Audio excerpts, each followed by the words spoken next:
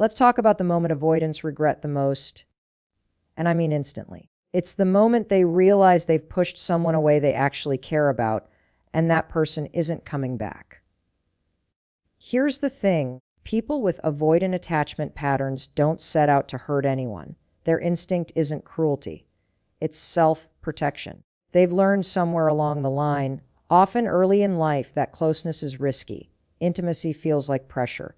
Vulnerability feels like danger. So when relationships start getting too emotionally close, their nervous system lights up like a fire alarm. And their response: distance, silence, withdrawal, control through detachment. They tell themselves they just need space, or that the other person is too needy, or that they'll reconnect when they feel less overwhelmed. And that narrative makes sense to them in the moment, because it soothes the anxiety that closeness triggers. But here's where the twist comes in.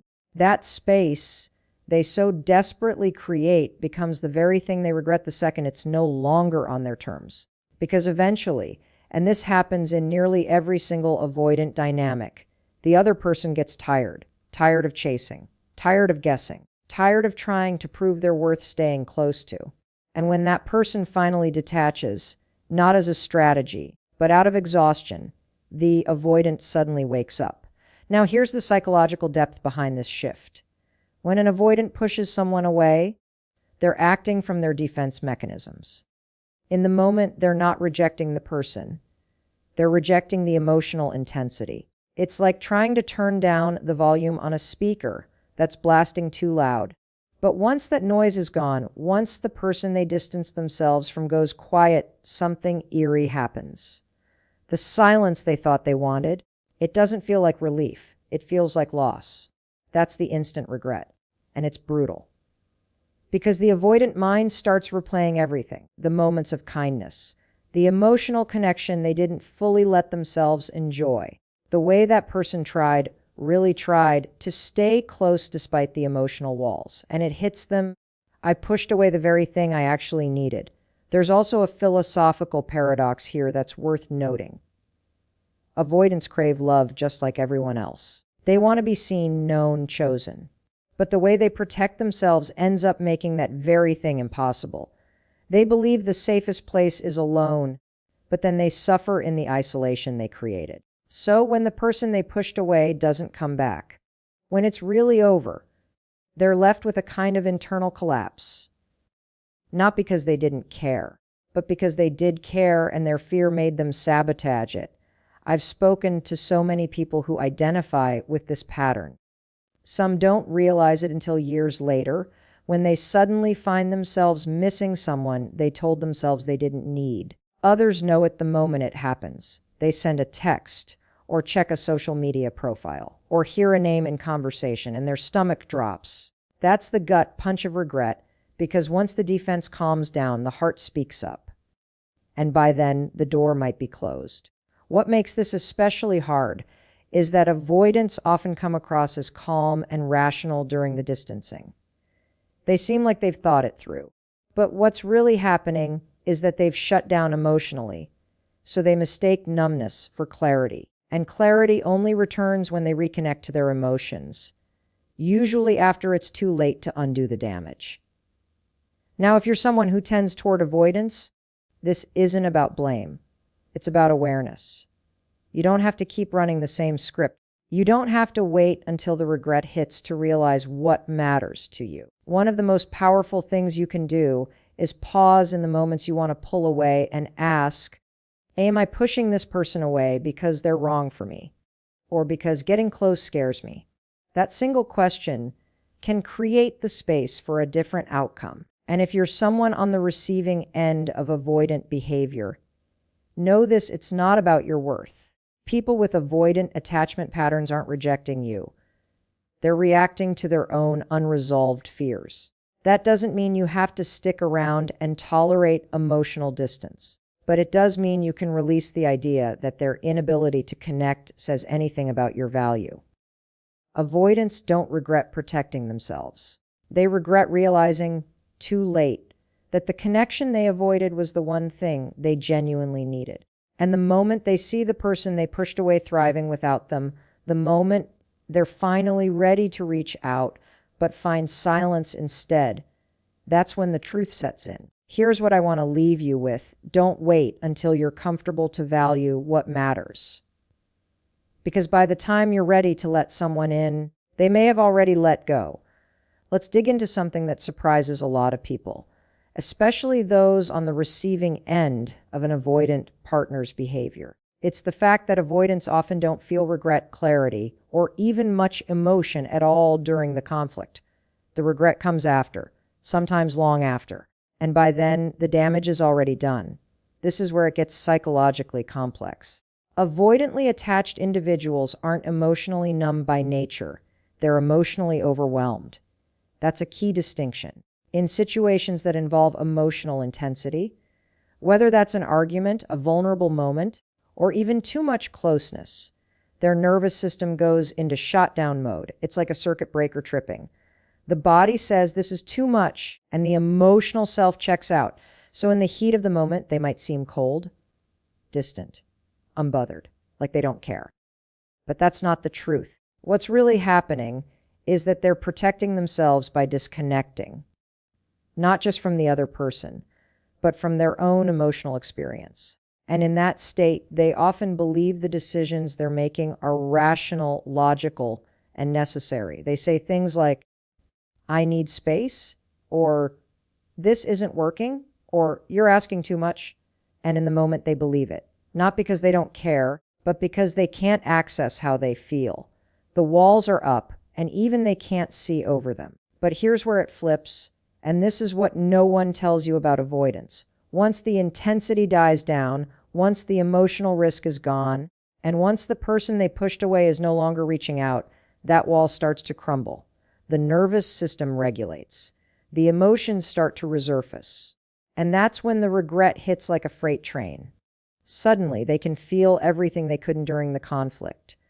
The sadness, the guilt, the realization that maybe, just maybe, they overreacted or misjudged the situation. They start replaying the conversation, remembering the look in someone's eyes when they shut down, thinking back to the moments they dismissed, minimized, or ignored.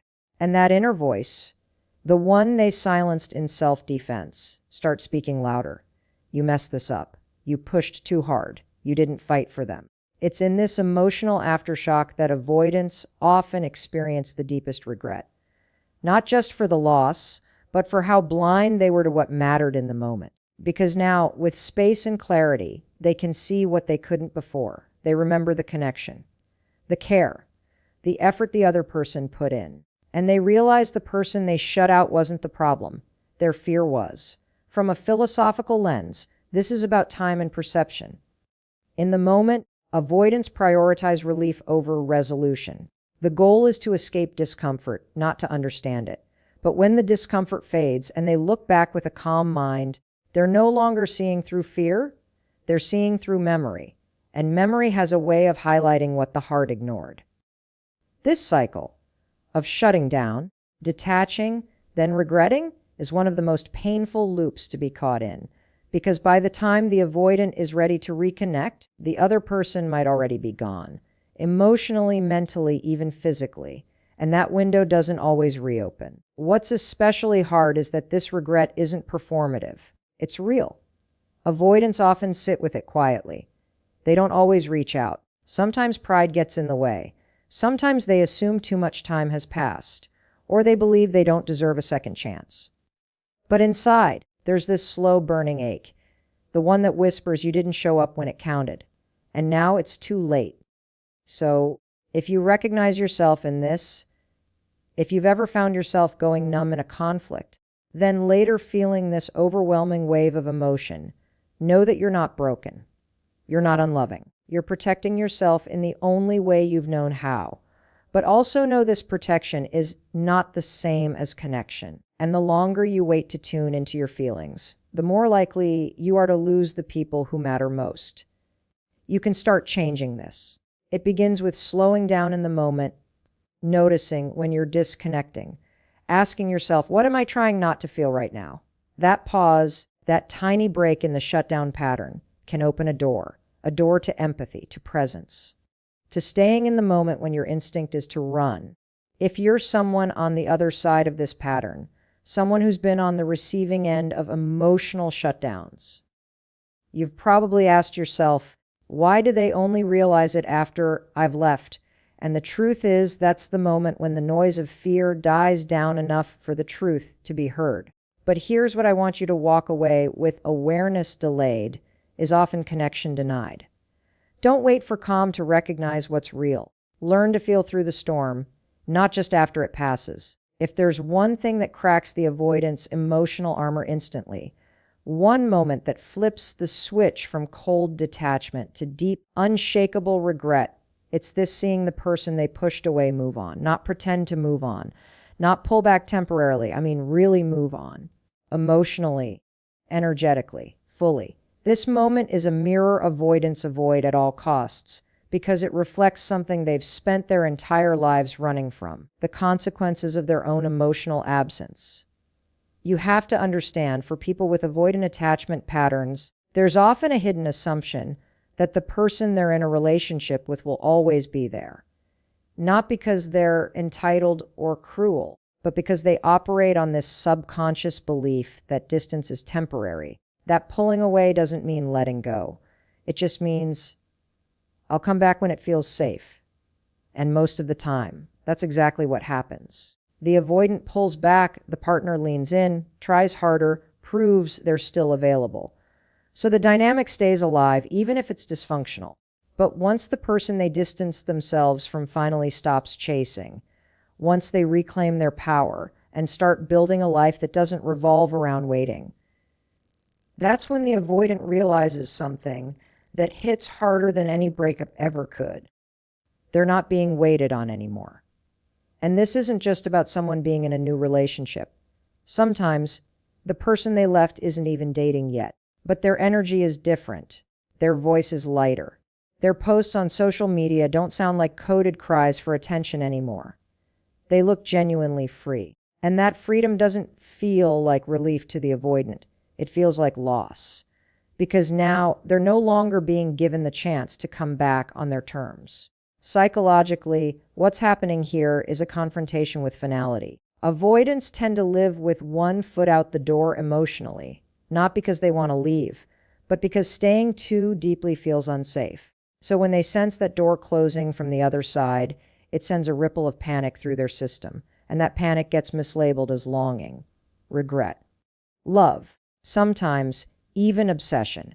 But here's the truth: what they're grieving isn't just the person. It's the realization that their defenses didn't protect them. They cost them something meaningful. From a philosophical standpoint, this is about the illusion of control. Avoidants often manage intimacy by controlling distance. They want connection, but they want it from a place that feels safe, a place they can retreat from at will. But love doesn't work that way. You can't half love someone and expect them to wait around while you sort through your fear. Eventually, people get tired of showing up to a one-sided relationship. They leave not out of anger, but out of self-respect. And that's the moment the avoidant realizes, I didn't think they'd actually go. You see this pattern again and again. The avoidant only begins to fully process their emotions once the other person has emotionally exited the relationship. When the partner was around, they were overwhelmed by the pressure to perform intimacy, to be more open, more vulnerable, more emotionally available than they felt capable of being. But once that partner is gone, they're left with a silence that isn't peaceful. It's hollow. They start remembering the good moments, the way they felt safe in that person's presence, even when they didn't know how to say it. They realize how rare it was to be seen and accepted, even with their emotional limitations. And here's the kicker. Now that they want to show up, to lean in, to fix it, it's no longer possible. That's what triggers the most visceral form of regret. Not just the loss, but the missed opportunity. The timeline they can't rewind. So what can be done with this insight? If you're someone with avoidant tendencies, this is your wake-up call. If the only time you feel love is when someone is leaving, you're not in touch with your emotions. You're in touch with your fear of abandonment. And that's not the same thing as connection. It's time to stop letting fear make decisions that only love should be making. Instead of waiting until someone walks away to realize they mattered to you, start noticing what matters while it's still in front of you. Connection isn't about certainty or comfort. It's about presence. And presence means risk, but the risk of vulnerability is still far safer than the guaranteed regret of withholding it. And if you're the one who had to walk away from an avoidant, who gave and waited and hoped, hear this: you didn't leave too soon. You left when your soul stopped being fed. You left when the silence hurt more than the connection healed. And you're moving on. That's not just freedom for you. It's a mirror they finally have to face. So let me leave you with this. The moment they see you've truly let go is the moment they realize they should have held on. Don't let that realization be yours. Choose presence now before absence becomes permanent.